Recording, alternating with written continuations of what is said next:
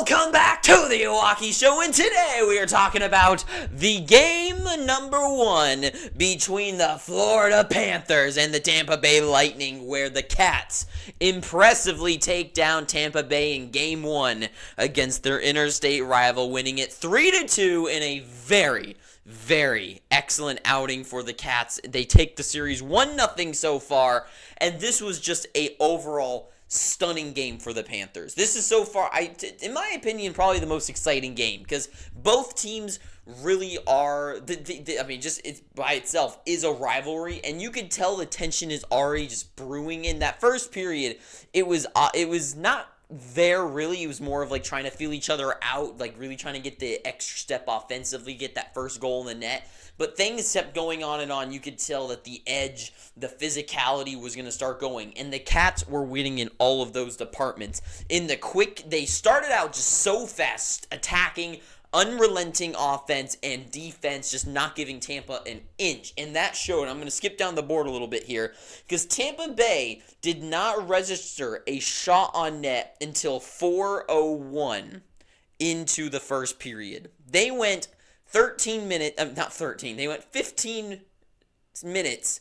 and 59 seconds. I think I'm an idiot, so math's probably wrong. But 4:01 left of the first period. They didn't get a single shot till then. With the offensive powers of Stamkos, of Kucherov, of Braden Point, of Hedman on the back end, Hagel, Nick Paul, some fighters like Jeannot couldn't get anything going, right?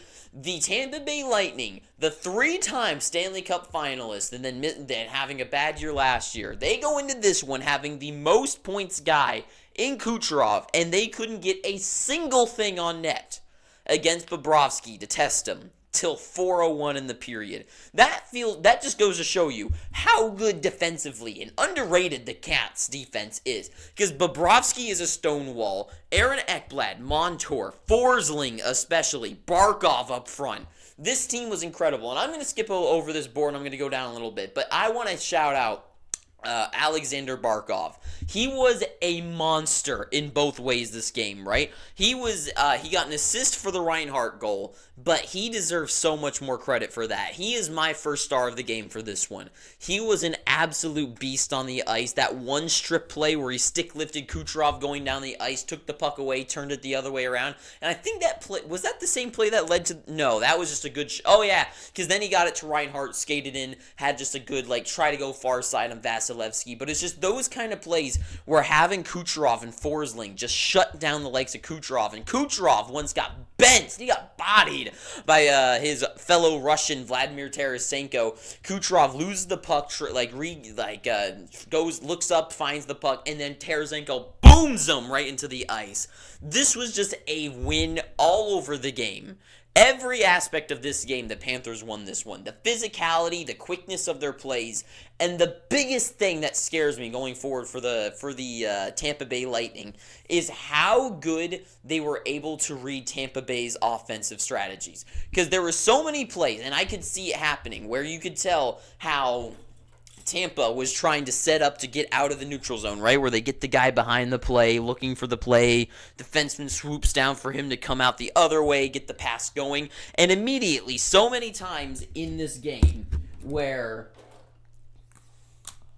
you would see the defenseman have the puck behind here, and he waits for the other guy to swoop down here to attract the Florida guy to go this way and have this guy wide open for the pass, ready? So he's going to go out, get the pass over to him. And Florida read it every single time. So Florida guy's just yep, there it goes. Boom, got this, turn it over. Amazing opportunity for Florida. That happened multiple times in this game. And it was just over and over again. It wasn't just that kind of set play, that set breakout. It was so many just plays that Tampa was just trying to go for and so easy to read. And if you play NHL, I feel like this is the best way to explain it to you, is if you know your buddies or just someone online, you know how they have those cheatsy goals on there where you just got to wrap around the net and score like that. But once you figure out that's all that guy's going to do, you got the play covered, right? You're just going to go to the spot where he's going to be. You know he's going there. Boom, shut down. That's what was happening this entire game. Every time Tampa tried to go, because they play a very much dump the puck into the zone, try to feed it to the middle kind of play, right?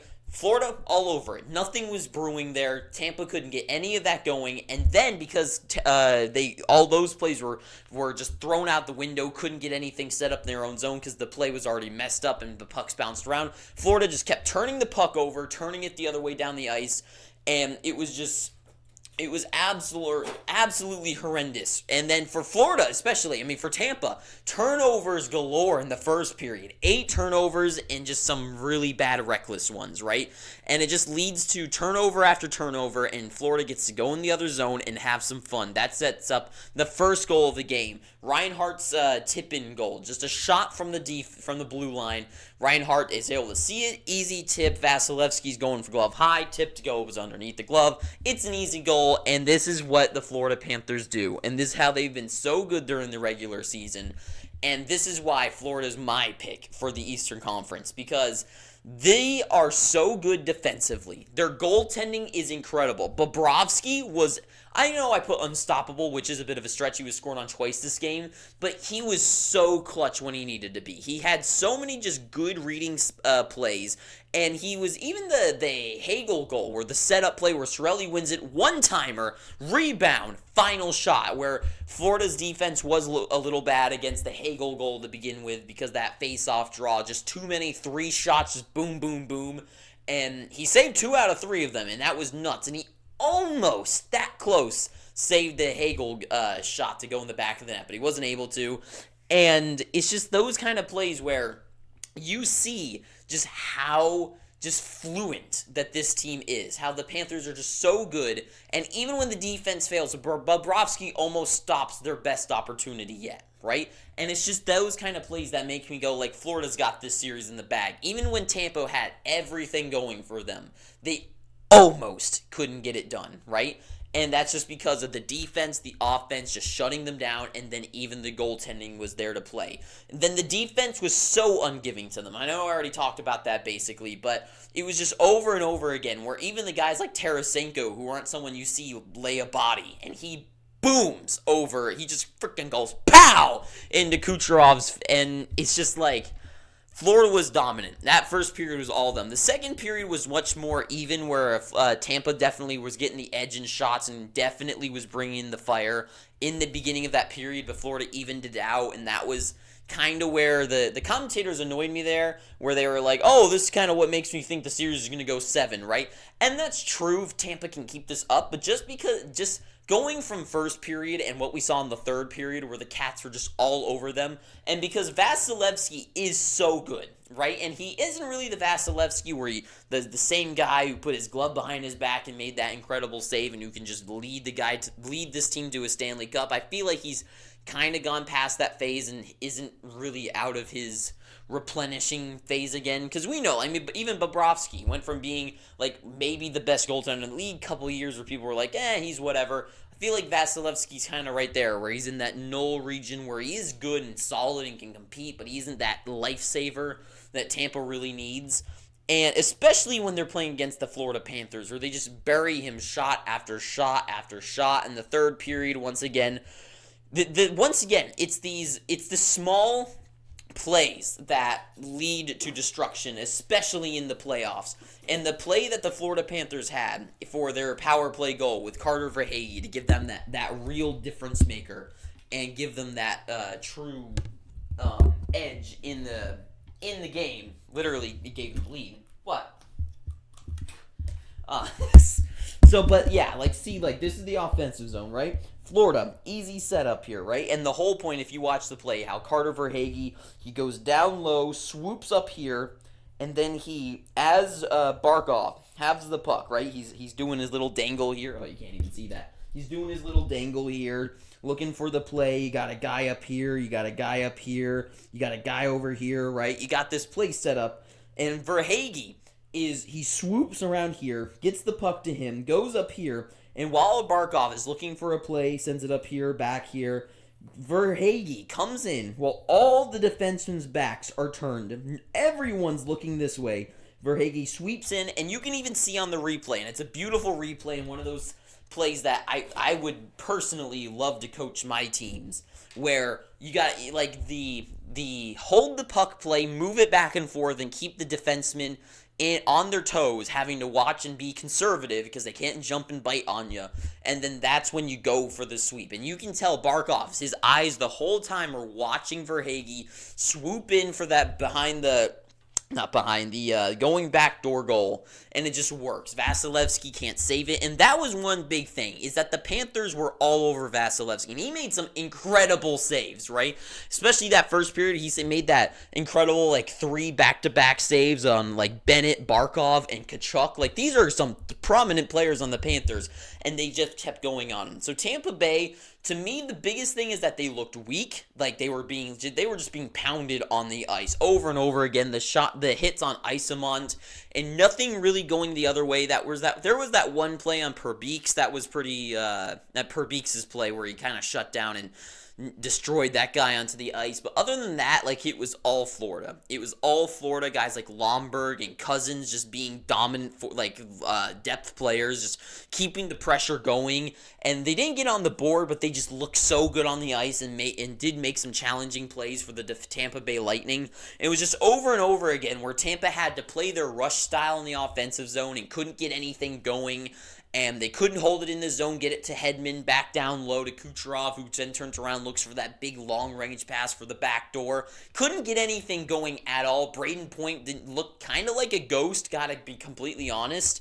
And to me, it was just this was the most impressive showing Florida could have had. Unless they could have scored a couple more goals. But in this tight matchup that this rivalry is going to be, this was the win that Florida wanted to get out of this one. It was a strong back and forth where they looked dominant the whole time, and they definitely looked like the better team. It never, even at best, when Tampa was at their best in this game, it was an even game. It never went Tampa, they're really pushing Florida on their heels. It was Tampa's pushing, they're like this, and then Florida went back this way. And that was basically the story of this game. And to me, Florida looks incredible. Every aspect of their game, even the power play will look good. They score a power play goal, and I know everyone, they were that was the main thing. They were the power play sucks or whatever, but it looked fine. It looks like especially in this tight game, it's kind of hard to judge because it was just overall, they got a goal, so I don't know. But anyways, overall, Florida, they read the systems of Tampa Bay. They shut down the systems of Tampa Bay. Their systems were overflowing Tampa Bay, and just everything went their way. So Paul Maurice has got to be a happy guy. John Cooper, he's going to have to try to adjust. So the way I see this series going here is Florida is going to go back in next game. They're going to have a lot of energy and fire underneath them to kind of recreate what they just did. And to me, I think Tampa Bay has been always one of those teams that comes back and surprises you in their next game, and I think that's what's going to happen. And my opinion is I think they're going to come back, and they're going to be definitely more of a conservative team, and I think it's going to pay off for them. I think they're going to be I'm an idiot. I meant to say they're going to be a much more aggressive team. I don't know why I said conservative. They're going to be much more aggressive. I think Kucherov is going to be trying to make a little bit more plays to put the pressure on early against Florida, to try to put them on their toes, to fight back, and to push them off their edge, to unbalance them. And I think it's going to work. I think being the MVP that Kucherov should be, and Stamkos and Braden Point, those two guys especially not really being on the sheet, and Nick Paul having a couple solid plays for him, I think next game feels like a game where Tampa starts off strong, and I really want to see how the Panthers come back. I think John Cooper's going to switch up the play, telling them to go faster, but in all honesty, I think this is Florida's series to win. I don't think Florida's going to fall for it. I think they're going to easily read what they do, and I think this will be a closer game next one. I think it might go to maybe it goes to overtime or something like that, but Florida just has the edge. They have the edge in this series in every department, and they're going to win this one. So that is all I got to say. So very good win for Florida. They're winning 1-0, and that is the end of this video. So if you've made it this far, please, I'm begging you, please subscribe. Please, I'm begging you. Please.